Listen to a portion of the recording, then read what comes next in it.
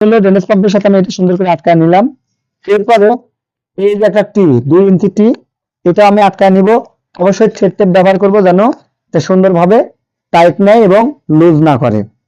এরপরে আমি এই যে ভেঞ্চুরি সেটআপটি সেটিং করব।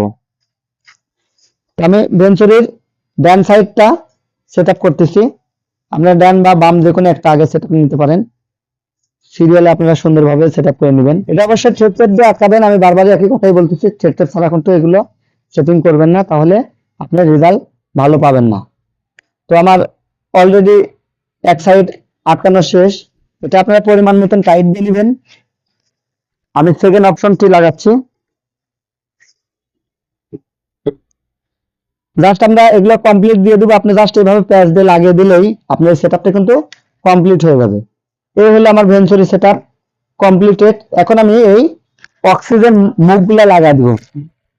এগুলোতে পর্যাপ্ত পরিমাণে থ্রেড টেপ দিয়ে নেবেন যেন কোনোভাবেই অক্সিজেন লিজ না করে, কারণ অক্সিজেন যদি লিজ করে তাহলে কিন্তু আপনি পানির প্রেশারটা ভালো পাবেন না। ঠিক এইভাবে ভালোভাবে টাইট দিয়ে লাগিয়ে নেবেন। আমি দেখানোর স্বার্থে হালকা করে লাগাচ্ছি, তো আপনারা এগুলো ভালোভাবে সুন্দরভাবে লাগিয়ে নেবেন।